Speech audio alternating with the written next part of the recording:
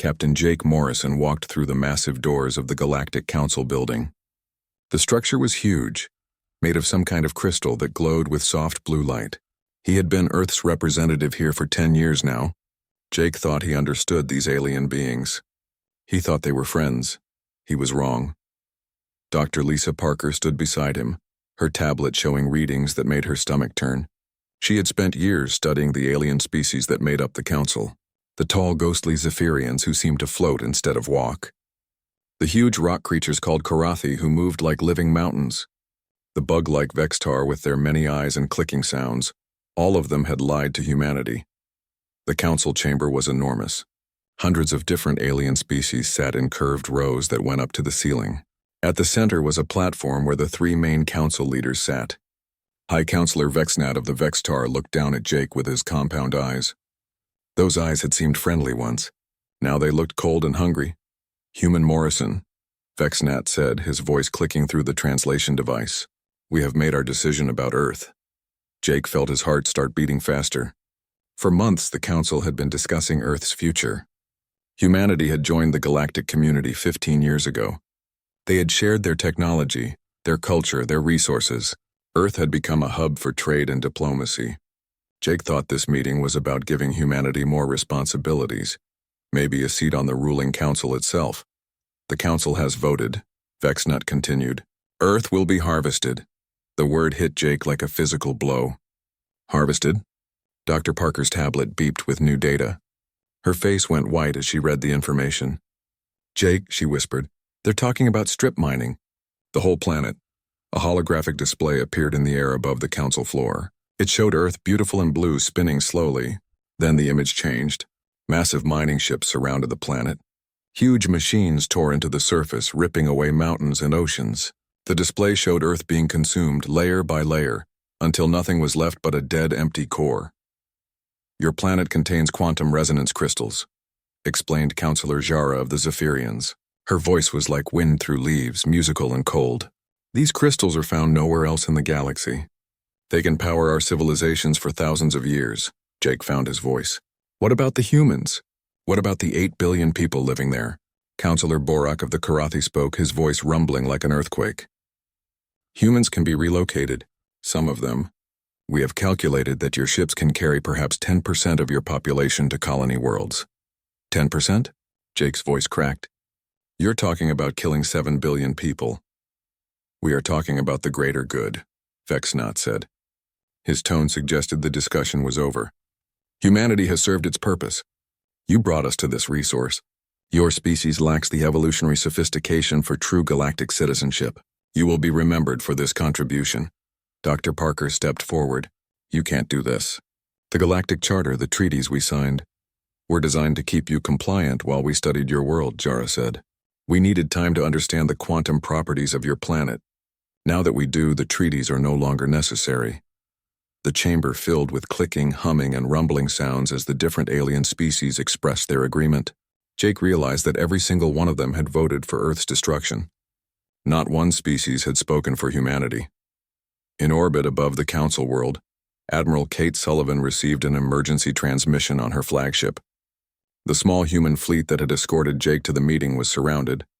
Massive alien warships had appeared as if from nowhere. Their weapon systems were unlike anything humanity had ever seen.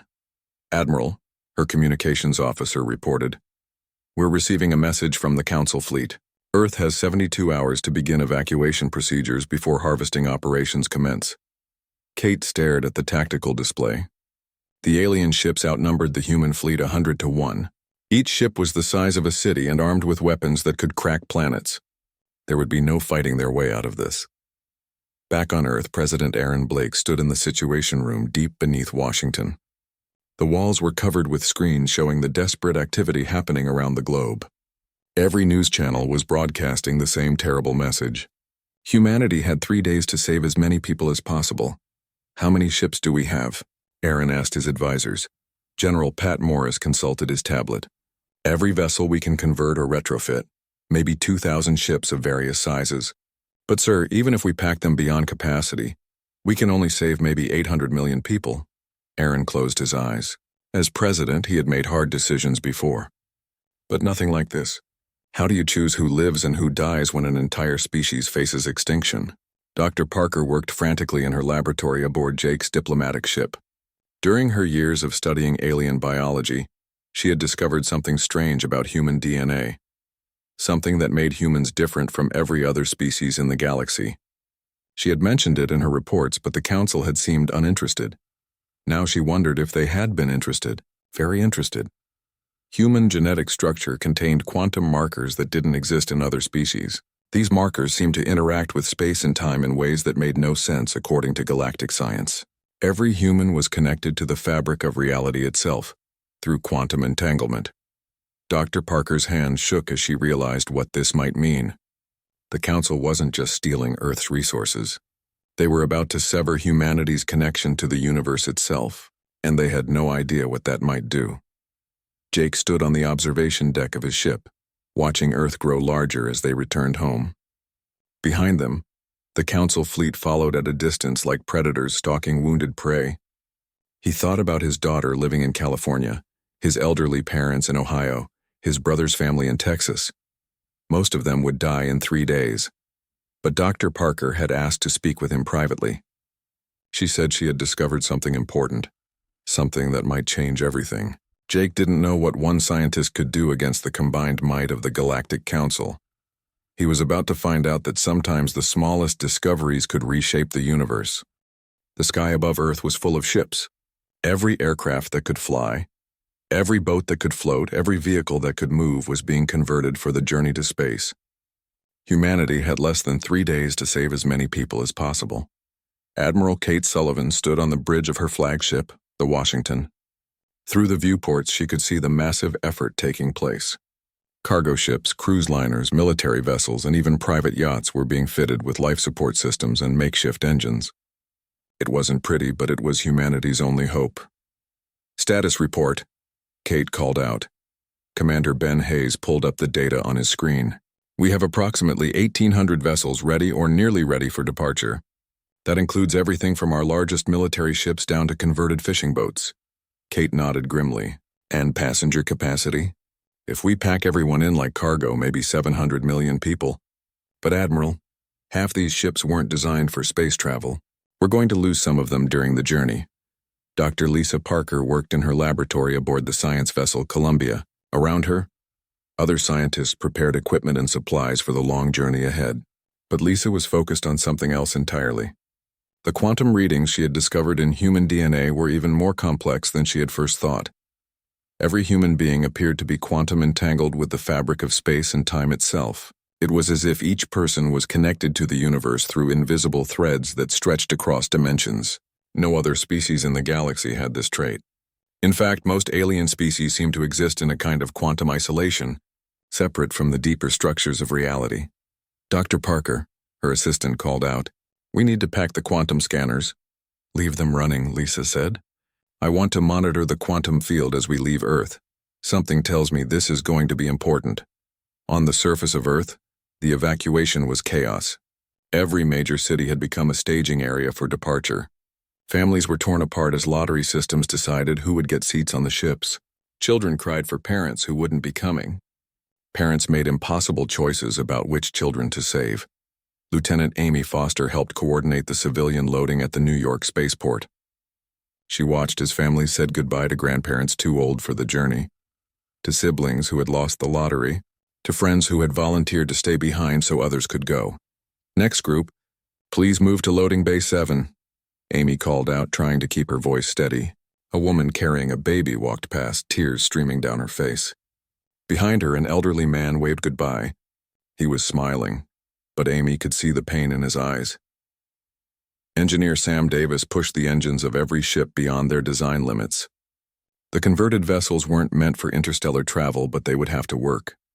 Sam had been modifying engine cores for 36 hours straight, installing quantum drives that had never been tested on civilian ships. "How are the power systems holding up?" asked Captain Morrison, who had returned from the Council world to help coordinate the evacuation.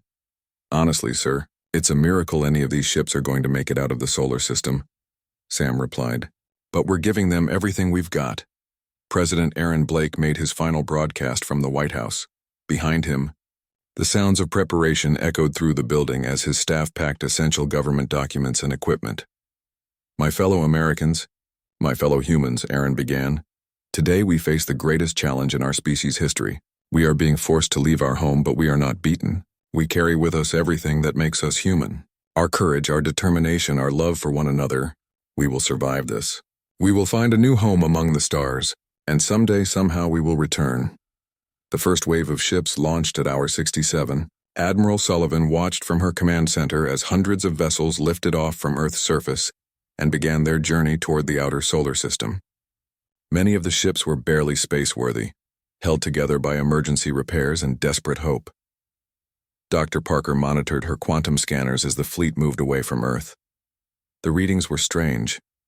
As more humans left the planet, the quantum field around Earth seemed to fluctuate. It was as if the planet itself was responding to humanity's departure. That's impossible, she muttered to herself.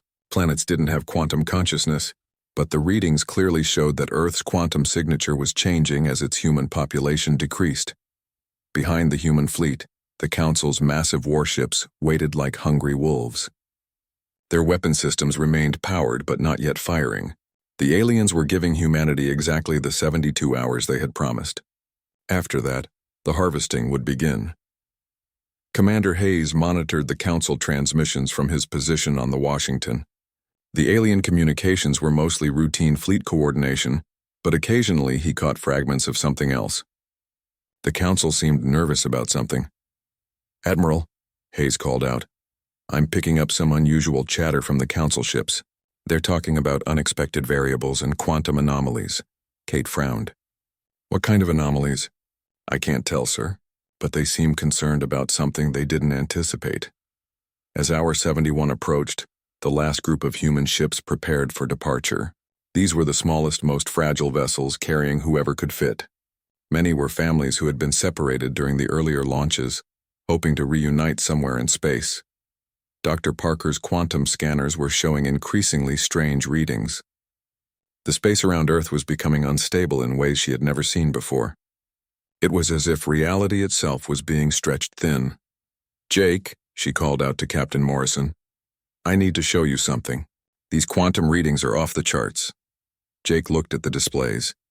To his untrained eye, they just looked like wavy lines and numbers. But Lisa's expression told him this was serious.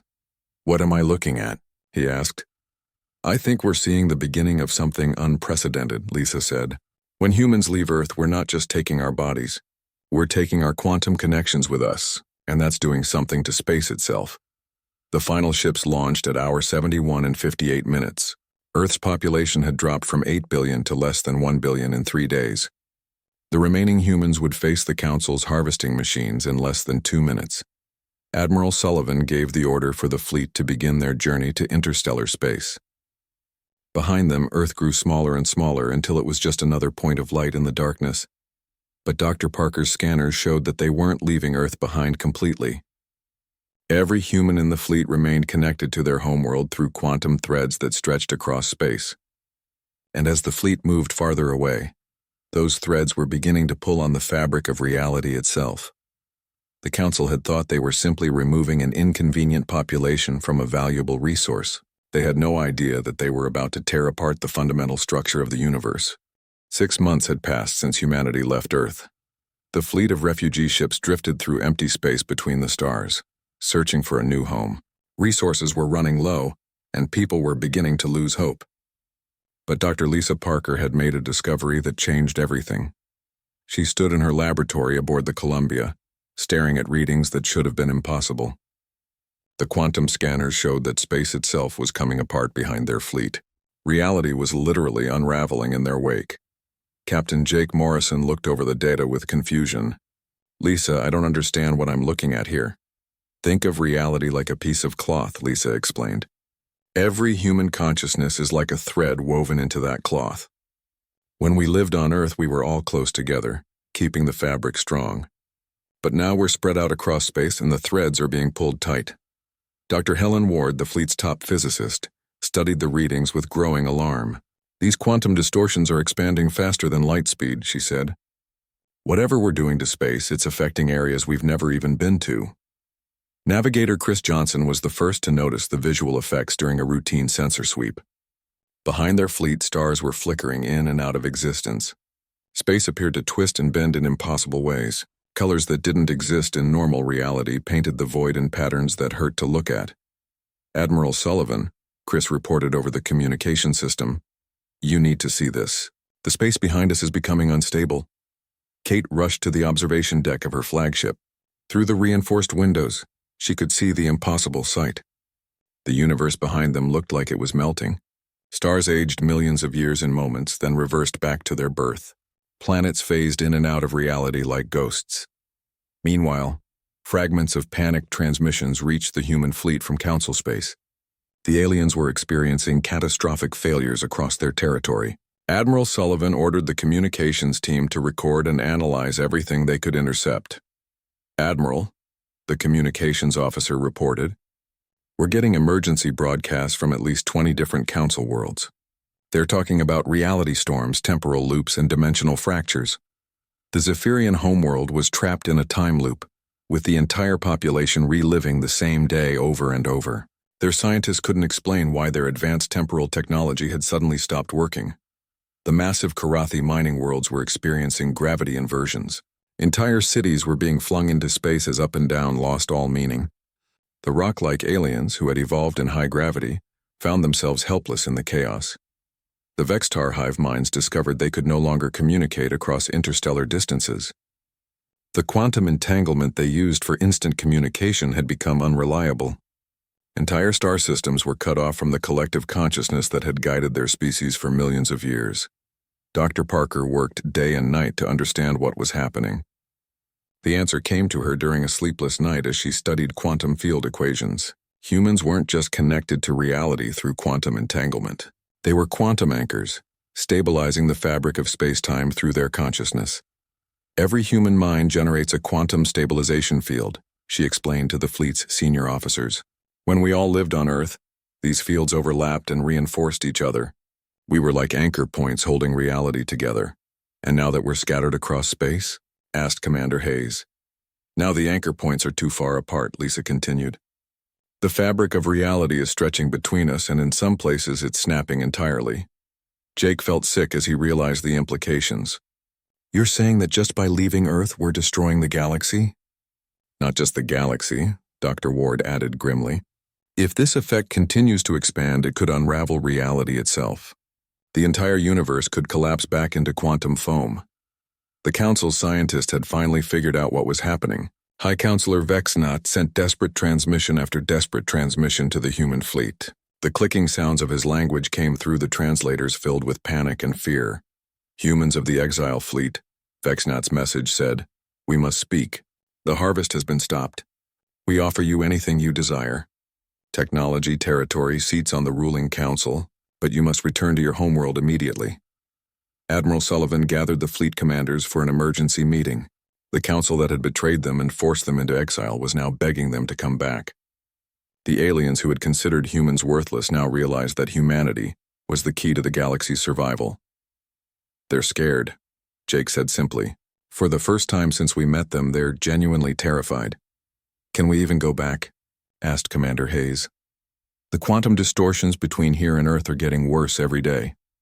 Engineer Sam Davis had been studying the fleet's navigation systems. "The space we've traveled through is barely stable enough for our ships to exist in," he reported. "If we tried to return the same way we came, half the fleet would be lost in dimensional fractures." Dr. Parker had been quiet during the meeting, working on calculations in her head. Finally, she spoke up. "Going back wouldn't solve the problem anyway. The damage is already spreading faster than we could travel. Even if we return to Earth immediately, the quantum unraveling has gone beyond the point where our presence could stabilize it." "Then what do we do?" Kate asked. "We adapt," Lisa said. "We evolve. We become something more than what we were." The answer wasn't to return to their old lives as the Council's subjects. It wasn't to try to repair the damage they had unknowingly caused. The answer was to embrace their role as reality stabilizers and reshape the universe according to humanity's vision. "The Council betrayed us because they saw us as inferior," Jake said slowly. "They thought we were just another primitive species to be used and discarded. But we're not. We're something they never imagined possible. Dr. Parker nodded. We're quantum architects. We don't just exist in reality, we shape it. Every human consciousness is connected to the fundamental forces that hold the universe together. As the implications sank in, the senior officers realized they weren't refugees anymore. They weren't even explorers searching for a new home. They were something unprecedented in galactic history. They were reality's caretakers, and it was time to take control of their cosmic responsibility. The Council had thought they were discarding humanity like a broken tool. Instead, they had unleashed the universe's chosen guardians. The galaxy would never be the same. The Galactic Council's crystal towers on Nexus Prime flickered with unstable energy. High Counselor Vexnat called another emergency session, as reports of disaster flooded in from across Council space. The majestic chamber where they had once condemned humanity now buzzed with panic and confusion. The quantum storms are spreading, reported Counselor Jara of the Zephyrians. Her ethereal form wavered like smoke as reality distortions affected even the Council homeworld. 3 more star systems have been consumed by temporal anomalies in the last day cycle. Counselor Borak of the Karathi tried to maintain his usual composure, but his rocky exterior showed cracks that hadn't been there before. Our mining operations have ceased entirely. Workers cannot function when gravity changes direction every few minutes. Entire asteroid belts are aging into dust, then reforming as young rock, then aging again. The reports kept coming, each one worse than the last. On the Zephyrian homeworld of Ethereal Prime, billions of beings were trapped in time loops. They would wake up, live their day, go to sleep, and then wake up to live the exact same day again. No matter what they did differently, time would reset at midnight. Their scientists had tried everything they could think of, but the loops continued. The massive Korathi mining worlds were experiencing something even worse. Gravity had become unpredictable. Entire cities built into mountain ranges found themselves suddenly weightless, with buildings and inhabitants floating into space. When gravity returned, it might be sideways or upside down, crushing structures that had stood for millennia. The Vextar faced a different kind of horror. Their species had evolved as a collective consciousness, with individual Vextar connected through quantum entanglement across vast distances. Now that connection was breaking down. Hive minds that had functioned as single entities for millions of years were fragmenting into confused individual consciousness. Many Vexitar were experiencing loneliness for the first time in their species' history, and they didn't know how to cope with it. The humans did this to us, Vexnat declared, his compound eyes reflecting the unstable lighting in the chamber. When they left, they triggered this catastrophe. But how? Asked Jara. They are just one primitive species. How could their departure cause reality itself to unravel? The Council's greatest scientists had been working around the clock to find answers. Dr. Kethera, a Zephyrian quantum physicist, materialized in the chamber to present their findings. We have discovered that human consciousness has a unique relationship with quantum mechanics, Kethera explained. Unlike any other known species, humans exist in a state of quantum entanglement with the fabric of space-time itself. The implications were staggering. Every human mind was connected to the fundamental forces that held reality together. When humanity lived concentrated on Earth, their collective consciousness acted like anchor points, keeping the local quantum field stable. When the humans were forced to leave Earth and scatter across space, they stretched these quantum connections to their breaking point, Kethera continued. The fabric of reality is tearing along the paths of their departure. Admiral Kate Sullivan monitored the Council's communications from her flagship deep in uncharted space. The aliens who had once dismissed humanity as worthless were now begging for their return. Every day brought new offers, each more desperate than the last. They're offering us complete autonomy over a dozen star systems, Commander Hayes reported as he decoded the latest transmission. Full voting rights in the Council, access to all their technology, and a formal apology for what they call the unfortunate misunderstanding. Jake Morrison read through the offers with a mixture of anger and satisfaction. The species that had voted unanimously to destroy Earth were now willing to give humanity everything they had originally promised, and more. Dr. Lisa Parker worked in her laboratory, analyzing the quantum field readings from their current position. The human fleet existed in a pocket of stable reality that seemed to form around their ships. But outside that pocket, space was becoming increasingly chaotic. "The distortions are following us," she reported to Jake. "Wherever we go, we create a zone of stability. But behind us, reality continues to unravel." Engineer Sam Davis had been studying the navigation charts, looking for a way back to Council space that wouldn't take them through the worst quantum storms. What he found wasn't encouraging. "Captain," he reported, "the space between us and Earth is now completely impassable. The quantum distortions have created what our computers are calling reality deserts, areas where the fundamental laws of physics no longer function." The Council's desperation reached new heights when they received a report from their monitoring stations near Earth. The quantum resonance crystals they had been so eager to harvest were becoming unstable. Without human consciousness to anchor them, the crystals were releasing chaotic energy that was accelerating the reality collapse. High Counselor Vexnat authorized the Council's most extreme measure. They sent a diplomatic ship directly into the quantum storm zone, hoping to reach the human fleet with a personal appeal. The ship was equipped with their most advanced reality stabilizers and crewed by volunteers who knew they might not return.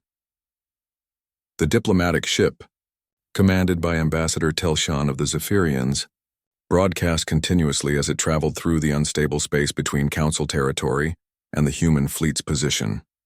"Humans of Earth," Telshan's message repeated, "we acknowledge our grave error. We offer unconditional surrender to your demands. Name your terms for returning to stabilize the galaxy." But Dr. Parker had made another discovery that changed everything. The quantum unraveling wasn't random. It followed patterns that seemed almost intentional. Reality was restructuring itself according to human thought patterns and emotional states. "It's as if the universe is trying to accommodate human consciousness," she explained to the fleet's leadership. "Where we feel safe and hopeful, space becomes more stable and navigable. Where we feel fear or despair, the quantum field becomes chaotic." This meant that humanity wasn't just causing the reality crisis. They were also shaping what would replace the old order. The universe was literally rewriting its fundamental laws to match human expectations and desires. Admiral Sullivan realized the implications immediately. "We don't have to go back and restore the old galaxy. We can create a new one." The Council's diplomatic ship finally reached the human fleet after a harrowing journey through dimensions that barely qualified as real. Ambassador Telshan's message was simple. The Council would dissolve itself and place the entire galaxy under human authority if humanity would just return and stabilize reality. Jake Morrison stood on the observation deck of his ship, looking out at the impossible beauty of the quantum storm surrounding them. Colors that had no names painted the void in patterns that suggested meaning beyond comprehension. Stars danced in formation like living things, and space itself seemed to breathe with conscious intent. The Council had betrayed Earth because they thought humans were inferior. They had forced humanity into exile because they saw them as obstacles to galactic progress. Now those same aliens were offering to kneel before the species they had tried to destroy. But humanity had evolved beyond the need for the Council's approval. They were no longer refugees fleeing a dying world. They were architects of reality itself, and it was time to build something better than what had come before. Dr. Lisa Parker stood before a gathering of humanity's greatest minds aboard the converted cargo ship that served as their mobile research center. Around her, scientists, engineers, philosophers, and artists worked together on humanity's most ambitious project ever attempted. They were going to reshape reality itself. "The quantum field responds to human consciousness," Lisa explained to the assembled crowd. "We've seen the evidence everywhere we go. Where humans feel hope and determination, space becomes stable and resource-rich. Where we feel despair or anger, reality becomes chaotic and dangerous." Dr. Helen Ward displayed her calculations on the main screen. "If we spread our fleet throughout the galaxy in a specific pattern, we can create a network of quantum anchor points. Each group of humans becomes a seed of stable reality that will grow and connect with the others." Captain Jake Morrison looked at the plan with amazement. Instead of trying to return to Earth and restore the old order, humanity would become the foundation of a new galactic civilization. They would not be subjects or citizens of the Council's empire. They would be the architects of something unprecedented. "This is what the Council never understood," Jake said. "They thought power came from domination and control. But real power comes from creation and cooperation. Admiral Kate Sullivan coordinated the fleet's transformation, as ships were modified with quantum resonance devices that Lisa's team had designed. Each vessel would carry a group of humans to a different region of the galaxy, where they would establish colonies that existed in perfect harmony with the fabric of reality. The plan was ambitious beyond anything humanity had ever attempted. They would spread across thousands of star systems, creating a network of quantum-stable zones that would eventually merge into a single, unified galactic civilization. Engineer Sam Davis worked around the clock to prepare the ships for their new mission. The vessels that had once been desperate refugee transports were now becoming seed ships for humanity's expansion across the cosmos. Each ship will carry about 10,000 people, Sam reported. That's enough human consciousness to stabilize a solar system and begin terraforming suitable worlds. Commander Ben Hayes studied the tactical implications of the plan. We won't be conquering the galaxy in the traditional sense, he noted. We'll be healing it. Every human settlement will make space more navigable, resources more abundant, and reality more stable. The first test came when Lieutenant Amy Foster's group volunteered to establish the initial colony in a nearby star system that had been devastated by quantum storms. Their ship, the New Horizon, carried families who had been selected for their psychological stability and cooperative nature. As the New Horizon approached the damaged system, the quantum field readings showed immediate improvement. Space that had been twisted and chaotic began to straighten. Dead worlds showed signs of geological activity. The system's star, which had been flickering unstable for months, settled into a steady, healthy glow. It's working, Amy reported back to the main fleet. The quantum distortions are clearing up as soon as we get close. It's like the universe is welcoming us home. Dr. Parker monitored the readings from the fleet's science ships. The quantum stabilization effect was even stronger than her models had predicted. Human consciousness didn't just anchor reality, it improved it. Space around human settlements became more conducive to life. Technology worked more efficiently, and even the fundamental forces seemed to cooperate with human intentions. The Council's desperate messages continued to arrive, but humanity was no longer listening to their pleas for a return to the old order.